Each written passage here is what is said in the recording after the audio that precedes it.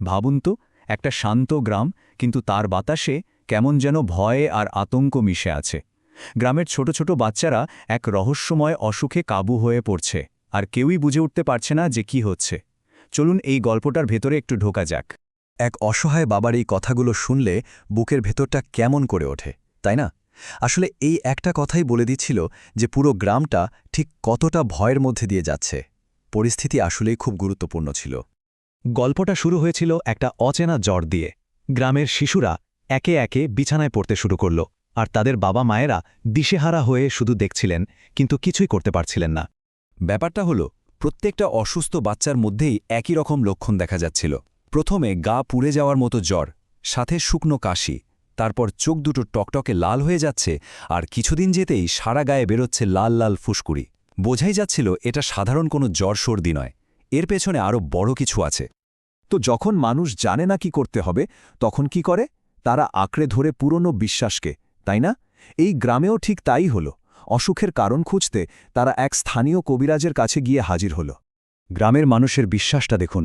তাদের মনে হচ্ছিল এটা কোনো অশুভ বাতাস বা গ্রামের ওপর পড়া কোনো অভিশাপ, আর তার প্রতিকার হিসেবে তারা বেছে নিল পানি পড়া আর ঝাড়ফুঁকের মতো উপায়কে। এখানেই কিন্তু আসল সমস্যাটা লুকিয়েছিল। আর এই বিশ্বাসটাকে আরও উস্কে দিচ্ছিলেন গ্রামের মোড়ল। তার কথাই ছিল গ্রামের আইন, আর তার এই একগুঁয়ে বিশ্বাসে কিন্তু আধুনিক চিকিৎসার পথে সবচেয়ে বড় দেয়াল হয়ে দাঁড়িয়েছিল। আর যখন ভুল পথে চিকিৎসা হয়, তখন যা হওয়ার তাই হল। একটা মর্মান্তিক ঘটনা ঘটে গেল। শুধুমাত্র কুসংস্কারের ওপর ভরসা করার ফল হল একটা নিষ্পাপ শিশুর মৃত্যু। অথচ ঠিক সময়ে ঠিক চিকিৎসা পেলে হয়তো শিশুটাকে বাঁচানো যেত। তবে জানেন তো, সব অন্ধকারের শেষেই আলো থাকে। আর এই গল্পের আলোটা ছিল গ্রামেরই এক স্কুল ছাত্রী মুক্তা। ওর মনে হচ্ছিল এই অসুখের পেছনে নিশ্চয়ই কোনো বৈজ্ঞানিক কারণ আছে, এটা কোনো অভিশাপ হতে পারে না। হ্যাঁ, সবার মনেই এই প্রশ্নটা ঘুরছিল, কিন্তু মুক্তা শুধু প্রশ্ন করেই থেমে থাকেনি। সে এর উত্তর খুঁজতে শুরু করল, আর এখান থেকেই গল্পের মোড়টা ঘুরে যায়, যা পুরো গ্রামকে একটা বড় বিপদ থেকে বাঁচাবে। আর ঠিক তখনই মুক্তা একটা দারুণ কাজ করল।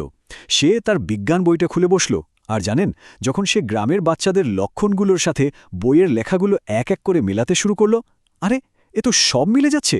তীব্র জ্বর, কাশি, লাল চোখ, র্যাশ, সবকিছু। তার মানে ব্যাপারটা কোনো অভিশাপ বা অশুভ বাতাস ছিলই না। এটা ছিল, একটা ভাইরাস, যার বৈজ্ঞানিক ব্যাখ্যা আছে আর চিকিৎসা তো আছেই। এরপর যা হলো তা যেন একটা নাটক। মুক্তার বাবা যখন একজন সরকারি স্বাস্থ্যকর্মীকে গ্রামে নিয়ে এলেন, তখন শুরু হলো এক সরাসরি লড়াই। একদিকে পুরনো বিশ্বাস, অন্যদিকে বিজ্ঞান। মোড়ল তো রেগে আগুন।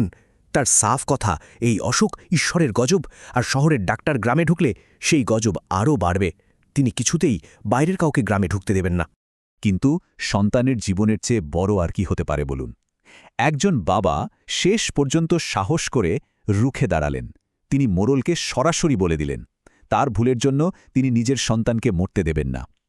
তার এই একটা পদক্ষেপই কিন্তু পুরো খেলার মোড় ঘুরিয়ে দিল। এরপর গ্রামে এলেন স্বাস্থ্যকর্মী শিউলি আপা, আর তার হাত ধরেই শুরু হল আসল লড়াইটা, অসুখের বিরুদ্ধে বিজ্ঞানের লড়াই। শিউলি আপা এসে সবাইকে যা বোঝালেন তা কিন্তু খুব কঠিন কিছু না। একদম সহজ কয়েকটা নিয়ম, যেমন বাচ্চাকে পুরো বিশ্রামে রাখতে হবে, অন্য বাচ্চাদের থেকে কিছুদিন আলাদা রাখতে হবে, প্রচুর পানি আর তরল খাবার দিতে হবে, আর জ্বর বাড়লে শুধু প্যারাসিটামল খাওয়াতে হবে। আর খাবারের ব্যাপারেও উনি খুব জোর দিলেন। বললেন এই সময়টাতে বাচ্চাদের প্রচুর পরিমাণে তরল খাওয়াতে হবে, ভাতের মাড়, ডালের পানি, ফলের রস, এসব। আর সবচেয়ে জরুরি যে জিনিসটার কথা বললেন সেটা হলো ভিটামিন এ ক্যাপসুল। এটা কিন্তু হামের মারাত্মক সব জটিলতা থেকে বাচ্চাদের বাঁচাতে পারে। তো বাচ্চারা আস্তে আস্তে সুস্থ হতে শুরু করল, গ্রামটা আবার হাসতে শুরু করল। কিন্তু গল্পটা এখানেই শেষ হয়ে গেলে তো চলবে না। আসল শিক্ষাটা তো তখনও বাকি ছিল, মানে কিভাবে এই ভয়ঙ্কর পরিস্থিতিটা শুরুতেই আটকানো যেত। আর সেই শিক্ষাটা কি জানেন? সেটা হলো, হাম এমন একটা রোগ যেটা খুব সহজেই আটকানো যায়। মানে এত কষ্ট, এত ভয়, এত কিছুর কোনো দরকারই ছিল না। আর আটকানোর উপায়টা কি? খুবই সহজ, টিকা। সরকার থেকে একদম বিনামূল্যে যে দুটো ডোজ দেওয়া হয়, একটা ৯ মাসে আর একটা ১৫ মাসে, সেগুলো ঠিক সময়ে নিলেই কিন্তু বাচ্চারা সারা জীবনের জন্য সুরক্ষিত হয়ে যায়। গ্রামের মানুষও শেষমেশ তাদের ভুলটা বুঝতে পারল। টিকার সময় বাচ্চার ওই এক মুহূর্তের কান্না ভবিষ্যতের হাজারো কান্নার চেয়ে অনেক ভালো। একটা স্বস্তির নিঃশ্বাস ফেলল সবাই। মুক্তার এই গল্পটা আমাদের কি শেখায়? এটা শুধু একটা মেয়ের গল্প না, এটা হলো জ্ঞানের শক্তির গল্প, সাহসের গল্প। কুসংস্কারের অন্ধকারে বিজ্ঞান কিভাবে আলো জ্বালাতে পারে, এটা তারই গল্প। আর এই গল্প আমাদের ভাবায় আমাদের চারপাশে তো এমন অনেক অন্ধকার আছে, তাই না? সেখানে আমরাও কি এক একজন মুক্তা হয়ে উঠতে পারি না?